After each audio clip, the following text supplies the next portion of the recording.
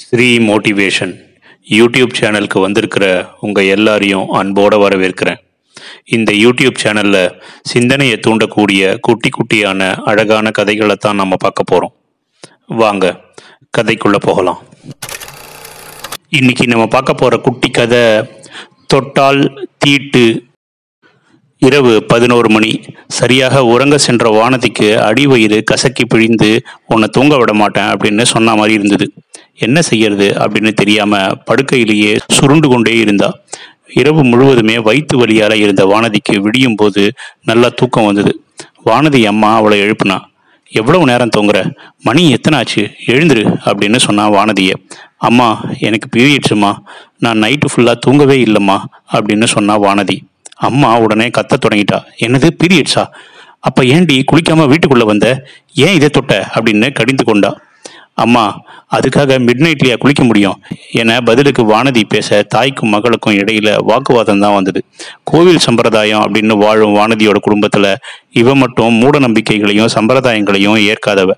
பின்னாடி எப்படி வாக்குவாதம் நடக்காம இருந்திருக்கும் அப்படின்னு உங்களுக்கே புரிஞ்சிருக்கும். ஆனா வாக்குவாத இறுதியில வென்றது வானதியோட தாய் தான். அம்மா கூறியபடி வானதி தான் படுத்த படுக்கை விரிப்புகள் துவைத்து சுத்தம் செய்து குளித்து விட்டு தான் மீண்டும் வீட்டுக்குள்ள வந்தா. ஆனா அவ மனசுல எத்தனையோ கேள்விகள் ஏறிக்கொண்டே இருந்தது. அவ மனசு குமுறிக்கொண்டே எழுந்தன. கண்ணுல அத்தனை கோபம். இந்த 2025 கூடவா மாதவிடாய தீட்டாக பாக்குறாங்க?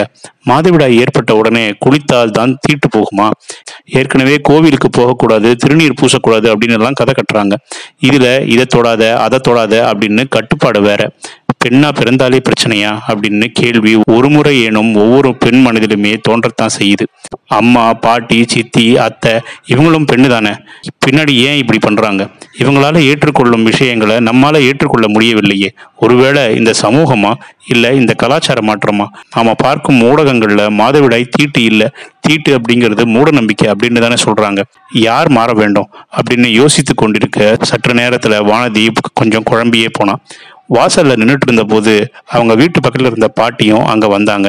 அம்மாவும் பொண்ணு நின்றுட்டு இருந்த போது அந்த பாட்டி அவங்கள பார்த்தாங்க. என்ன வானதி, ஏன் சோகமா இருக்க அப்படின்னு அந்த பாட்டி கேட்டா. வானதி தன்னோட மனசுல இருக்கிறது எல்லாத்தையுமே குமரி அந்த பாட்டி கிட்ட சொன்னான். இதை கேட்ட அந்த பாட்டி சிரித்து கொண்டே சொன்னா, இதை பற்றி தெரிந்து கொள்ள பல கட்டுரைகளும் விளக்கங்களும் வந்தாலும் இன்னைக்கும் இந்த தீட்டு அப்படின்ற பிரச்சனை கிராமங்களையும் நகரங்களையும் இருக்கத்தாமா செய்கிறது.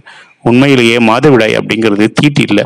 இது குறித்த முன்னோர்களின் மூட நம்பிக்கைகளுக்கு பின்னாடி அறிவியல் ரீதியாக அர்த்தம் இருப்பதையும் நாம தெரிஞ்சுக்கணும். அதாவது பொதுவாக மாதவிடாய் சமயங்கள்ல பெண்களுக்கு அதிகமாக இரத்த கசிவு ஏற்பட்டா உடல் அளவுலையும் மனசளவுலையும் மிகவும் சோர்வாக தான் காணப்படுவாங்க.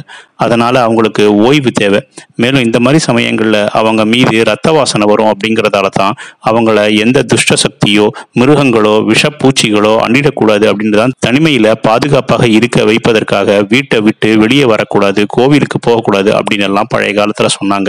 அதோட மாதவிடாய் காலங்கள்ல பெண்களின் உடல் அதிக உஷ்ணமாக இருப்பதால குறிப்பிட்ட பொருட்களை தொடும்போது அது கெட்டு போகக்கூடும். எனவேதான் சமையல் அறை கூட வரக்கூடாது அப்படின்னு நம்ம முன்னோர்கள் சொன்னாங்க. சில விஷயங்கள்ல மக்கள் அறிவுபூர்வமா யோசிக்காதனாலதான் இந்த மாதிரி பிரச்சனைகள்லாம் ஏற்படுது அப்படின்னு அந்த பாட்டி அந்த வானதி கிட்ட சொன்னாங்க. பாட்டி சொன்னதை கேட்டு ஆழ்ந்து யோசித்தபடியே இருந்தா வானதி. இந்த மாதவிடாய் அப்படிங்கிறது இறைவன் ஒவ்வொரு பெண்ணிற்கும் கொடுத்த வரம். இது போன்ற விஷயங்கள்ல நாம மரபு ரீதியாகவும் விஞ்ஞான ரீதியாகவும் பார்க்க வேண்டுமே தவிர பெண்ணை அடிமைப்படுத்துதல், ஒதுக்குதல் அப்படின்ற மாதிரி அவர்கள் மனம் காயம்படும்படி நடந்து கொள்றது நல்லதே கிடையாது. அறிவியல் ரீதியாக பார்க்கும்போது நம்ம முன்னோர்கள் பெண்களை ஒதுக்கி வைக்கல, அவர்களை பாதுகாத்திருக்காங்க என்பதை நம்ம முதல்ல புரிந்து கொள்ள வேண்டும். ஆனா அந்த பாதுகாப்பு உணர்வு பகுத்தறிவற்று போகும்போது அடிப்படை காரணங்களை விட்டு அனாவசியமான கட்டளைகளை பிறப்பிக்கும் போதுதான் பாதிக்கப்படும் இளம் பெண்கள் கேள்வி கேட்க ஆரம்பிக்கிறாங்க. முதல்ல நாம அறிவுபூர்வமாக யோசிக்க ஆரம்பிச்சாலே போதும், மாதவிடாய் அப்படிங்கிறது எவ்வளவு முக்கியமான விஷயம் அப்படிங்கிறது நமக்கு புரிய வரும். இந்த குட்டி கதை உங்களுக்கு பிடிச்சிருக்கும்னு நினைக்கிறேன். பிடிச்சிருந்தா லைக் பண்ணுங்க, கமெண்ட் பண்ணுங்க, உங்க ஃப்ரெண்ட்ஸுக்கு ஷேர் பண்ணுங்க. நன்றி.